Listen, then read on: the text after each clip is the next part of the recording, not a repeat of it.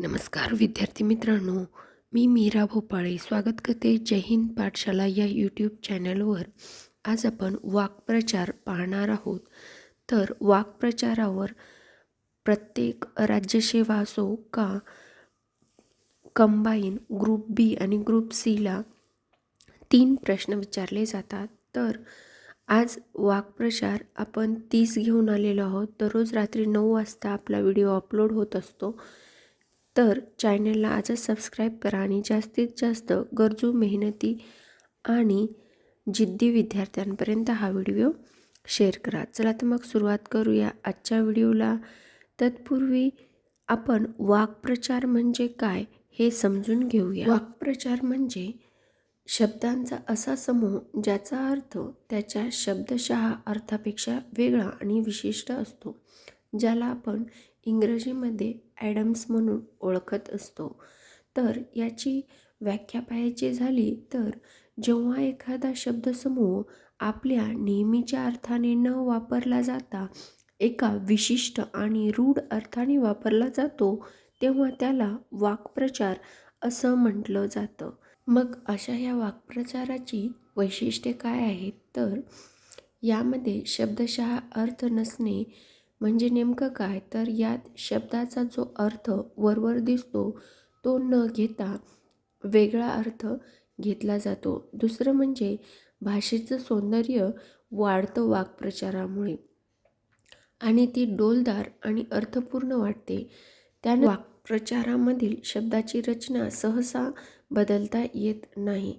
ही झाली काही वाक्प्रचाराची वैशिष्ट्ये. चला तर मग पाहूया वाक्प्रचार. वाक्प्रचारावर प्रश्न कसे विचारले जातात? तर एखाद्या वेळेस आपल्याला वाक्प्रचार दिला जातो आणि त्याचा समानार्थी वाक्प्रचार विचारला जातो एक पॅटर्न. दुसरा पॅटर्न आपल्याला त्याचा अर्थ दिला जातो वाक्प्रचाराचा आणि वाक्प्रचार विचारला जातो, किंवा मग वाक्प्रचार दिला जातो आणि त्याचा अर्थ आपल्याला सांगायचा असतो.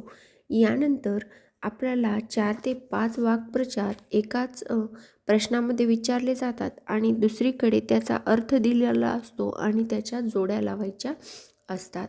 हे जर झाले वाक्प्रचाराचे प्रश्नाचे प्रकार. मग वाक्प्रचार लक्षात कसे ठेवायचे? तर त्याचं जास्तीत जास्त वाचन हेच एक प्रकार आहे ज्यातून आपण वाक्प्रचार लक्षात ठेवू शकतो. आजचा पहिला वाक्प्रचार आहे क्षमा करणे. म्हणजे काय? तर पोटात घालणे. हा वाक्प्रचार आहे पोटात घालणे आणि त्याचा अर्थ आहे क्षमा करणे. त्यानंतर दुसरा आहे अर्ध्या वचनात असणे. म्हणजे काय? तर एखाद्याला सांगितलेले सर्व ऐकणे म्हणजे अर्ध्या वचनात असणे. तिसरा आहे अव्वाच्या सव्वा. खूप जास्त वाढवून सांगणे त्याला म्हणायचं अव्वाच्या सव्वा सांगणे. त्यानंतर चौथा आहे षष्टी करणे. म्हणजे झालेल्या चुकीबद्दल खूप रागवणे. त्यानंतर पाचवा आहे गळ्याशी येणे. म्हणजे अंगलट येणे. यानंतर 6वा आहे चतुर्भुज होणे. त्याला आपण हळद लागणे असं म्हणतो. 7वा आहे पाणी पडणे. म्हणजे वाया जाणे. पाणी पाजणे म्हणजे खूप चोप देणे. त्यानंतर पाणी सांडणे म्हणजे त्याग करणे. पाणी मुरणे म्हणजे दोषाला जागा असणे. आपण असं म्हणत नाही का की काहीतरी पाणी मुराले हो, तेव्हाच हे गुपचूप बसलेत. म्हणजे त्याला म्हणायचं की दोषाला जागा असणे. यानंतर 11वा वाक्प्रचार आहे तारे तोडणे. तर त्याला आपण असं म्हणू शकतो की वेड्यासारखं काय बोलायलास, याच्याऐवजी का तारे तोडालास, असे आपल्याला कधीकधी मित्र म्हणत असतात. म्हणजेच याचा अर्थ काय होतो? वेड्यासारखे बोलणे. त्यानंतर तोंड टाकणे. तोंड टाकणे म्हणजे काय? अद्वी तद्वी बोलणे. कसंही बोलायचं, त्याला म्हणायचं काय तोंड टाकून बोलायलास र, तेव्हा म्हणायचं अद्वी तद्वी बोलण्याला तोंड टाकणे. त्यानंतर 13 आहे तोंडात बोट घालणे. म्हणजे काय? तर खूप नवल वाटणे. आता एखादं हर वेळेस परीक्षेत नापास होत असेल आणि त्याने एकाच वेळेस 2-4 पोस्ट घातल्या तर आपण काय करतो, तर तोंडात बोट घालतो. म्हणजे काय, आपल्याला एकदम नवल वाटते की बाबा हे नेहमी नापास होणार, एकदाच 4-5 पोस्ट काढले. म्हणजे त्याला म्हणायचं तोंडात बोट घालणे. 14 आहे तोंडावर येणे. आपण नेहमी ऐकतो, आता कार्यक्रम तोंडावर आलाय हो, तर कामं उरकले नाहीत. म्हणजे काय, तर फार जवळ येणे म्हणजे तोंडावर येणे. आता कोल्हेकुई करणे म्हणजे काय, तर व्यर्थ ओरड करणे. म्हणजे काय, आपल्याला असं सांगता येईल की एखादं काम न करणारा माणूस उगाच कोल्हेकुई करते. म्हणजे काय, उगाचच ओरड देते. ह्यानंतर 16वा वाक्प्रचार आहे अलबत्त्या गलबत्त्या. म्हणजे काय, एकदम क्षुल्लक माणूस. 17वा आहे अर्धचंद्र देणे म्हणजे गच्चांडी देणे. त्यानंतर 18वा आहे कनिंग तिमणे म्हणजे खूप मार देणे.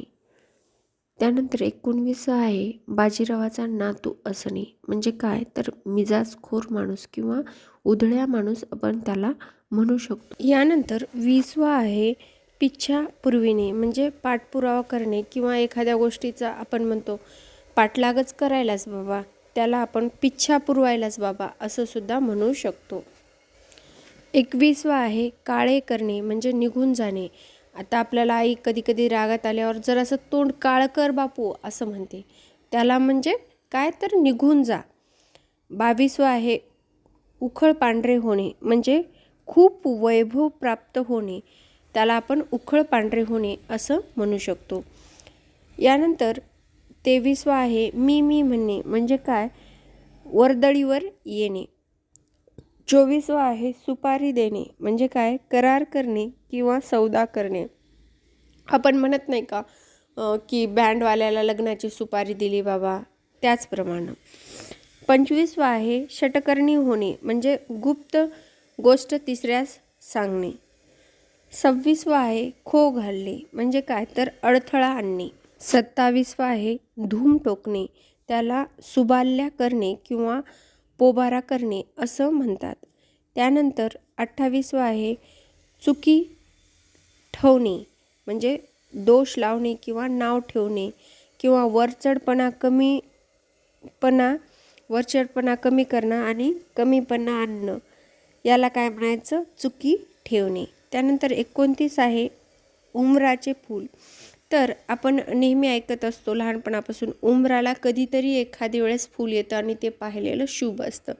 म्हणजे काय, तर दुर्मिळ वस्तूप्रमाणे वारंवार दृष्टीस न पडणारं म्हणजे उमराचं फूल. त्यानंतर 30वर आहे मुळावर येणे म्हणजे काय, तर नाशास कारणीभूत ठरणे. आपण एखादी गोष्ट आपण आईच्या किंवा बहिणीच्या वगैरे तोंडातून ऐकतो बघा, ही तर गोष्ट माझ्या मुळावरच आली बाबा, त्याचप्रमाणे ती नाशास कारणीभूत ठरलेली गोष्ट असते. चला तर मग भेटूया पुढील व्हिडिओमध्ये. आज इथेच थांबूया. तोपर्यंत अभ्यास करत राहा आणि हो, व्हिडिओ आवडल्यास लाईक करा, चॅनलला सबस्क्राईब करा आणि जास्तीत जास्त गरजू मित्रांपर्यंत शेअर करा. व्हिडिओ शेवटपर्यंत पाहिल्याबद्दल धन्यवाद.